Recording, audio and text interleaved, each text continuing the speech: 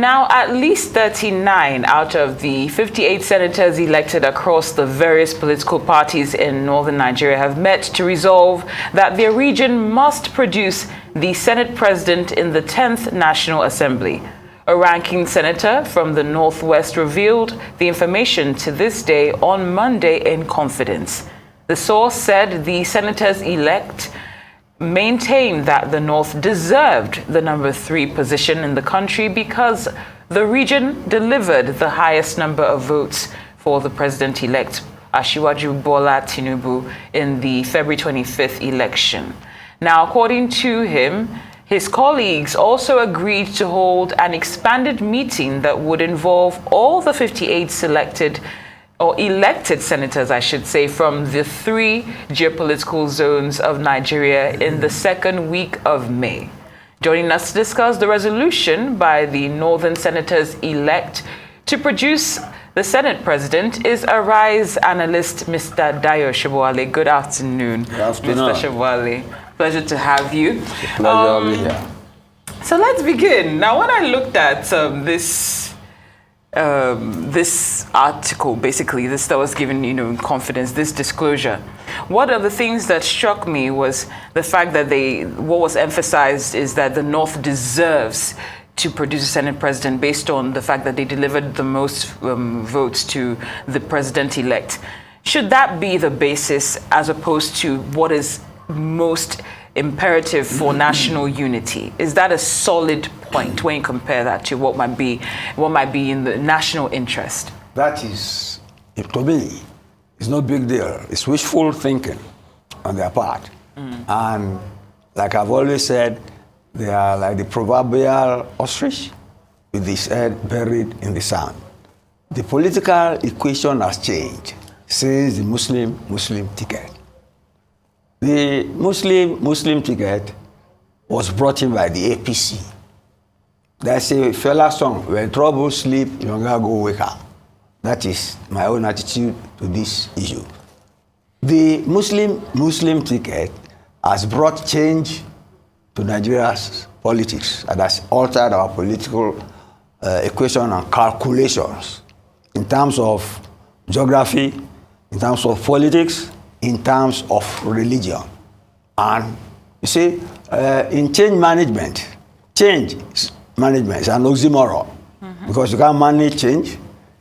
Change cannot be ordered like a soldier on a drill. This change has come, and people you can't manage change. The APC invited this change. You cannot ignore it. You cannot run away from it.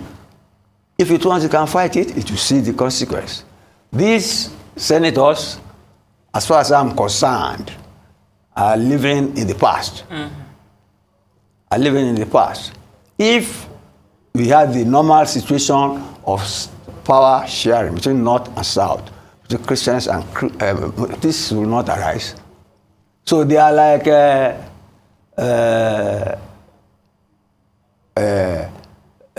bottleneck in the path of progress based on the pragmatism that the party must adopt in dealing with the reality of the Muslim ticket. To say that they not brought the largest number of votes, yes, the number of votes are not Muslim votes alone. Exactly. And it almost cost them the election because they lost the Southeast literally. And even Tinubu himself lost Lagos. Buhari lost Katsina. So those are the realities on the ground. Now, like I said, see, people still have the mindset of parliamentary democracy. This is not parliamentary democracy. If they go to the assembly and think they can split the vote of their party, they will turn this into a parliamentary democracy, whereas it's an executive presidency. And like it's happened with McCarthy, they will have to vote several times. That if they don't break each other's head in the process. All right, okay. Yeah. You've said a lot concerning this, but you and I know this, that it's not enshrined in the Constitution, Yes. but rotation and balancing of powers in terms of geopolitical zone is almost like an unwritten law That's the norm. in Nigerian politics. Yes. And from the look of things, and from the feelers we are getting, that might just be going to the south, in terms of Godswill Akpabio, and probably he will be heading the 10th National Assembly. Senate. Thinking from this northern and hence their clamor. Hence their clamor for.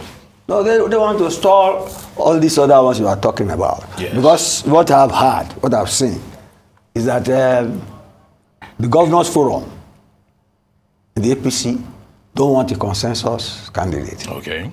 Tinubu himself was leaning towards consensus candidate and was leaning towards some people, but the governors forum wanted it. That's another caucus. Those are things they can sort out. But for people to insist that it must come from the north, regardless of the, like I said yesterday, regardless of the Muslim ticket, is like the proverbial, no, it's like barking at the moon. Because they must negotiate. So are you saying that the Muslim ticket has set a very bad precedent? It has altered, it has altered our political system. You get me? It's a form of change. And now people want to manage it. And I'm telling you, strategic management theory, change is not manageable. Change is not manageable. Change management is an oxymoron. You get me? So it's original copy or whatever. It's a contradiction in terms. If APC does not take time, it will consume it. No, yes. Mr. Sobowale, thank you for your angle as always. When it comes to how organized these 39 are, it seems they set aside with their political affiliations and whatnot just to come together for this cause. And they're supposed to have a proposed extended meeting probably next week. Now, there might be strength in numbers and organization, and if they are all uniting in spite of, the political parties, how well do you think they'll be able to convince the remaining 19 to jump on board, even if they're barking at the moon? They're barking at the moon. They won't succeed. I can assure you of that. Because even the party has some hold on them. They have constituents, they have leaders. If Tinubu himself campaigned in the north, he had more votes in the north than the south. You get me? And after the north is the south. You see, the syndrome, the arrogance of this senators elect is the thinking that the north is born to rule. That has to stop. You get me? That has to stop. And it's nice they have put forward their best food early in the day. So people will react against them. All right, okay. And again, don't forget that the reality that Tinubu has to face, according to some thinking, is that the cases are in the courts. If the courts annul the elections, if the courts rule against his election, he will need somebody he will rely on, because the third person is the Senate president. Yeah. Will be acting president pending the next election. Yeah. So right. You must have a stake. Some would say that Ahmed Lawa of the 9th Assembly, some would say Ahmed Lawa of the 9th Assembly did not cover himself in glory, being that he was a rubber stamp. Some would actually admit that everything that came from the executive branch or from the executive arm towards the legislature was just one party state. Yes. Literally. And that did not augur well with so many people, because they felt that that did not augur well with so many people because they felt that, looking at it some way and somehow, that it should not be. That there should be, the legislative arm should do their oversight function, and then put in system of check and balances to ensure that things actually go on smoothly. Yes, but things went on smoothly because the bills were passed in time. Their programs, they had, unlike during the Saraki era, when the bills got stalled, the leadership was being changed now and then. It is the sort of thing that happened. The sort of thing that happened in the last Senate under the outgoing Senate president that we should look forward to. But with the way these northern senators elect have shown their hands, this will be topsy-turvy, and it will be rough for the APC. And governance will be unpredictable and erratic. And the state will be unstable. Indeed. Sam? Yes. I really appreciate when you say the word, when you say Sam. But let's look at this element. One of the things that piqued my interest was the relative contradiction when we looked at the resolutions that were reached at the end of this meeting that happened in confidence. Yes. Now, just two specifically.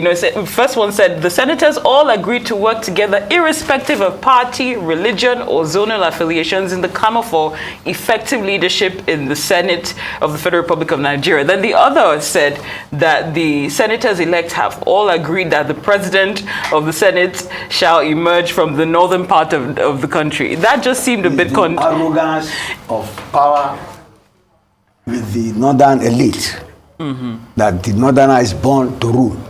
But Nigeria is beyond that now, whether they like it or not. So let them play their game. Let the game begin. But then would the president-elect eventually not have to step in to an extent, even though that has been, he's been advised by ex-lawmakers not to interfere? Theoretically, he should not interfere. But then, you see, that is when he becomes president-elect. When he becomes president-elect, then you have the separation of powers. The presidency, the legislature, and the judiciary. But it's not there yet. You get me? So it's better he puts his house in order before he gets there, so it does not become a sitting duck for the legislation. You get me? And he gets nothing done because it will be at their behest and at their mercy. So it's dog trading. But then the reality, I keep on saying it, this is not this Muslim ticket. Many of us never liked it, but well, it's still true. It must pay the price of selling through, in terms of pragmatism. You get me? And in terms of change management, which is impossible and elusive. So it's the problem of the APC. They say who sows the meat shall reap the whirlwind.